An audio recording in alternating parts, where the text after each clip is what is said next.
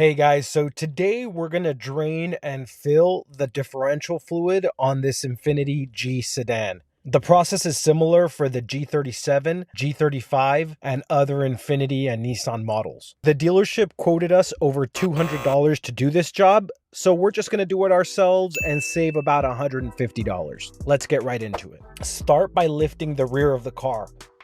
I like to use ramps because it's a little bit easier than jacking up the car and putting it on jack stands. Still, I did place jack stands on both sides as emergency backup. Before we continue, I want to mention something important. It's best to perform this procedure on level ground to make sure you drain the maximum amount of oil from the differential. Since I'm lifting the car only from the rear, the forward tilt means we may not be able to remove every drop of oil. This tilt could also slightly affect how much oil we can refill. That said, here's a couple of points to consider. I'm using low profile ramps, so the car's only lifted about 14 degrees off the ground. In my opinion, the difference in oil drained or refilled is minimal. I actually did this procedure 2 years ago, and the car has had zero issues since then. Either way, I recommend reading and following the instructions in your owner's manual for the best results. All right, let's continue.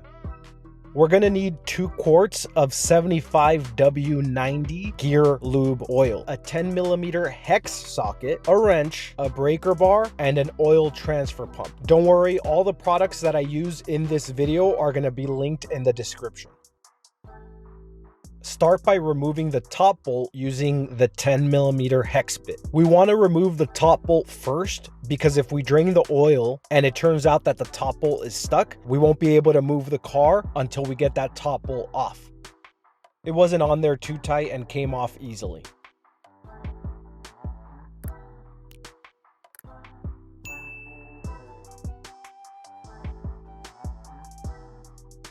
The bottom bolt was a little bit harder to remove, but using a breaker bar helped.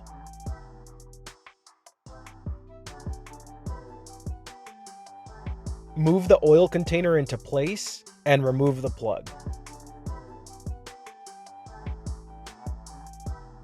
We let the fluid drain for about 10 minutes.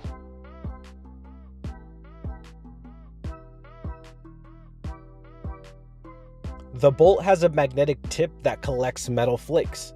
Clean it off before reinstalling. We reuse the old crush washers, but it's best to use new ones. Again, all this stuff is linked in the description of the video. Let's reinstall the bottom bolt.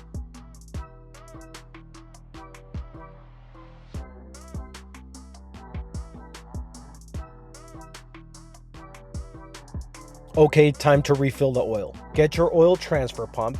Insert one hose into the bottle and the other into the differential. Read the directions on the pump carefully. You want to make sure the oil is pumping in the right direction from the bottle to the rear diff.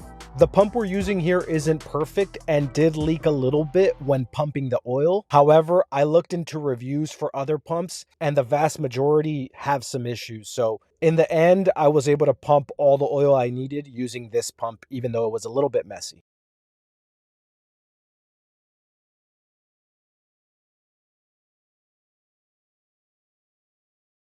Here's a second quart. Pump the oil until it starts to spill out of the top hole. Once it's full, we can wipe down the area and reinstall the bolt.